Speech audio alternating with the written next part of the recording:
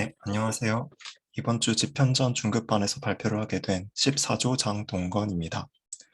오늘은 디스틸 버트라는 버트의 경량화 모델에 대해서 발표하겠습니다.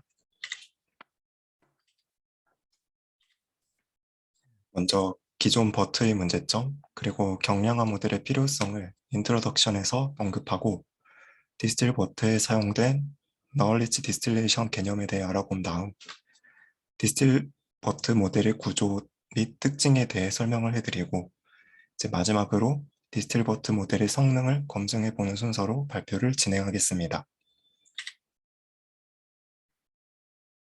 버트 계열 모델들은 프리트레인된 모델을 다운스트림 태스크에 파인 튜닝하여 사용하는 것이 일반적입니다. 여기서 프리트레인 모델은 큰 규모의 모델을 사용하게 됩니다. 점점 성능이 좋은 모델이 나올수록 언어 모델의 파라미터 수도 덩달아 커지는 트렌드가 이어지고 있는 추세인데요. 이러한 언어 모델을 활용하기 위해서는 학습하는 데 메모리, 시간, 전력 등 많은 자원이 소모됩니다. 논문에서는 AI 모델 학습이 환경에도 영향을 미친다고 언급하면서 경량화 모델의 필요성을 강조합니다.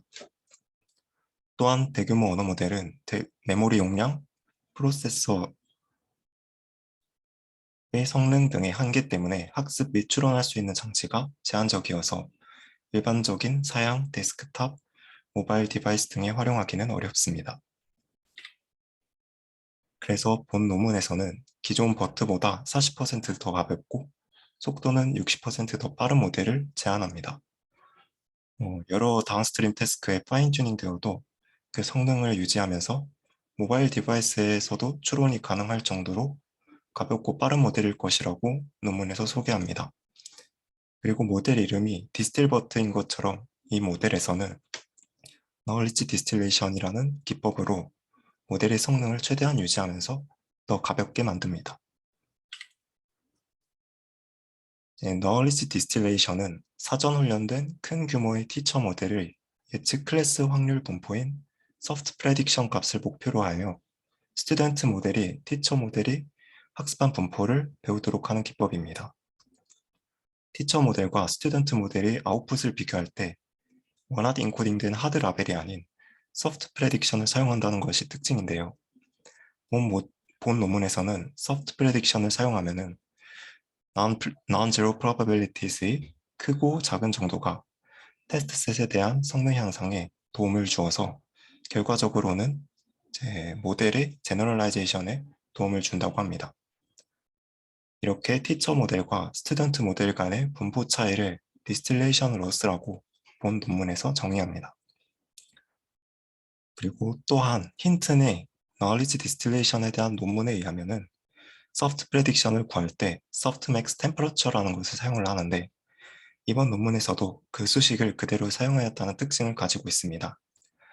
softmax temperature에 대해서는 다음 슬라이드에서 설명해 드리겠습니다.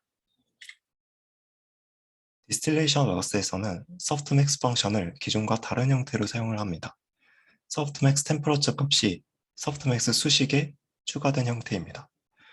이는 softmax에서 0이랑 1에 너무 가까운 값들을 만들어서 레이블 간 분포 값 차이가 이제 스튜던트 모델에 잘 전달이 되지 않는데 t 값으로 아웃풋을 스케일링 해줌으로써 티처 모델의 분포 정보를 스튜던트 모델에 더 잘 전달될 수 있도록 합니다. t 값이 이제 커질수록 레이블의 값 사이의 차이가 점점 적어집니다.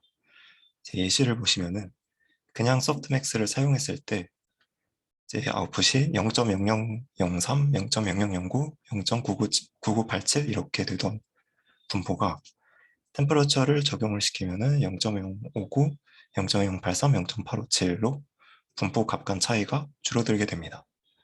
t값은 보통 1에서 20 사이 값을 사용을 하고 이제 스튜던트 모델이 티처 모델에 비해 이제 규모가 매우 작을 때는 낮은 t값이 더 잘 작동한다고 합니다.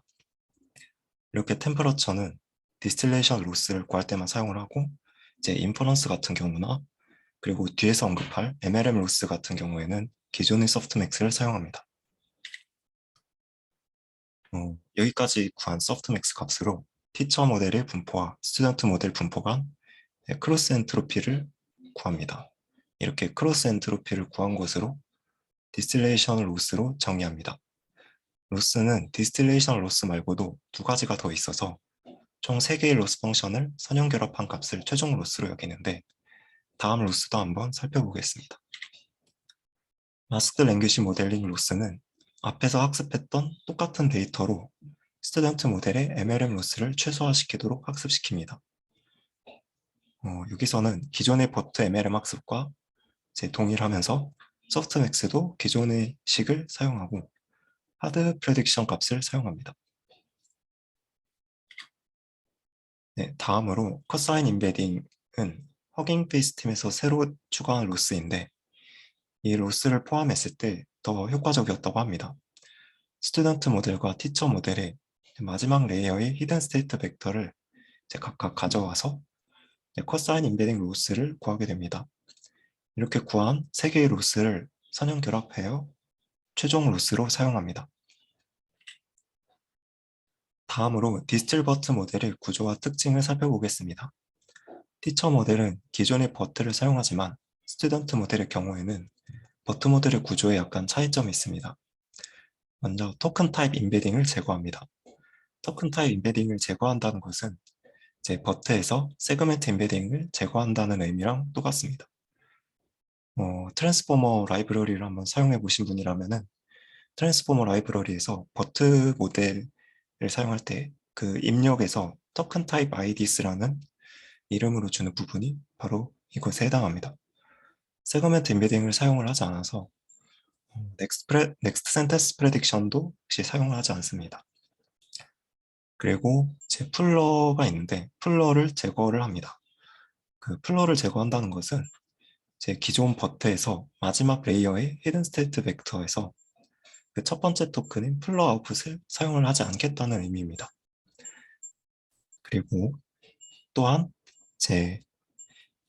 그 기존 버트랑 비교를 했을 때 히든 스테이트 벡터의 디멘션은 그대로 두고 레이어의 수를 절반으로 줄였는데 현재 존재하는 프레임워크로 행렬과 연산이 되게 최적화가 잘 되어 있어서 그 디멘션을 줄이는 것보다는 레이어의 개수를 줄이는 것이 더 효율적으로 컴퓨테이션 코스트를 줄일 수 있을 것이다. 이렇게 논문에서 언급하고 있습니다. 네, 다음으로 웨이트 이니셜라이제이션 부분에서 티처 모델과 차이가 있습니다. 스튜던트 모델은 웨이트 이니셜라이즈를 할 때 랜덤 값이 아니라 티처 모델이 웨이트를 그대로 가져와서 초기화합니다. 올바른 초기 값을 가지는 것이 글로벌 미니마에 수렴하기 위해서 되게 중요한 부분이다 이렇게 알려져 있는데 이미 학습된 티처 모델에서 웨이트 값을 가져와서 학습을 조금 더 안정적으로 만들 수 있습니다. 그 티처 모델에서 레이어의 수가 절반으로 줄었으니까 두 레이어의 웨이트 중에서 하나씩만 선택을 해서 사용을 하게 됩니다.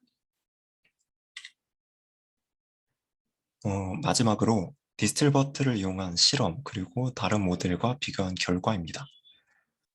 글루 태스크 9개에서 실험을 진행을 했는데 디스틸버트가 9개 태스크 모두 엘모랑 비교했을 때 비슷하거나 높은 성능을 보였으며 버트 베이스랑 비교를 했을 때는 평균 97%의 성능을 유지했습니다. 그런데 도표에서 WNLI 같은 경우에는 버트 베이스보다 디스틸 버트가 성능이 더 높은 것이라고 표시가 되어 있는데 그게 사실 버트 베이스를 티처 모델로 학습한 스튜던트 모델이라면은 티처 모델과 스튜던트 모델의 성능이 역전이 될 수는 없다는 생각을 했었는데 단순히 특정 데이터 셋에 대한 수치인 건지 여기에 대해서는 좀 적당한 답을 찾지를 못해서 혹시 왜 그런지 아시는 분들은 말씀 주시면 좋을 것 같습니다. 논문에서는 97%의 성능을 유지하면서 파라미터 수는 40%더 줄였다고 언급을 하고 있습니다. 다운스트림 태스크 실험의 경우에는 인터넷 영화 데이터베이스인 IMDb에서 감성 분류 태스크랑 스쿼드 데이터셋에서 재래응답 태스크로 실험을 했었는데 두 태스크 모두 버트 베이스랑 비교를 했을 때 비슷한 성능을 보여주었고 특히 이제 IMDb 센티먼트 클래시피케이션 같은 경우에는 어, 거의 이제 비슷한 성능을 보였습니다. 그 스쿼드 같은 경우에는 실험을 하나 더 추가를 했는데 표에서 괄호 D로 표시된 부분이 바로 이것입니다.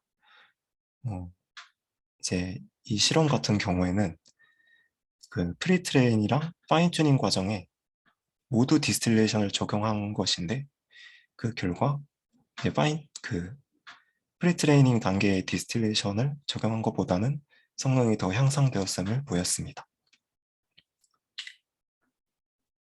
네, 마지막으로 제 논문에서 세 개의 로스인 디스틸레이션 로스, MLM 로스, 그리고 코사인 임베딩 로스, 그리고 웨이트 이니셜라이즈 방법까지 해서 이제 총 네 가지 요소를 이제 각각 하나씩 빼면서 성능에 어떤 차이가 있는지 비교를 한 이제 표가 있었습니다.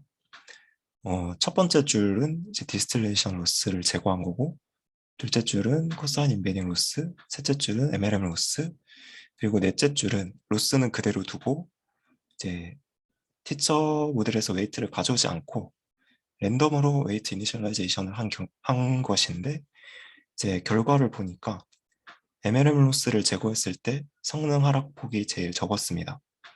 따라서 MLM 로스가 나머지 세 가지 요소에 비해서는 제 성능에 적은 영향을 미친다는 것을 알 수 있습니다. 네, 마지막으로 개인적으로 생각하는 이 모델의 한계점을 언급하고 마무리하겠습니다. 우선 모델 자체가 프리트레인 모델인 만큼 제 그 티처 모델의 성능에 되게 의존을 한다는 것을 한계점으로 꼽고 싶습니다.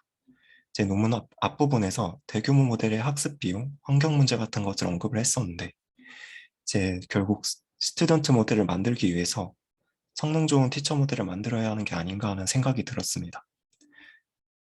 그리고 또한 다운스트림 태스크 같은 경우에서는 그 두 개의 태스크에 대해서만 실험이 이루어졌는데 좀 더 많은 태스크에 대해서 실험한 결과를 좀 보여줬으면은 좀 설득력이 좋지 않을까 하는 생각이 들었습니다. 네, 제가 준비한 내용은 여기까지입니다. 혹시 질문 있으시면 받도록 하겠습니다.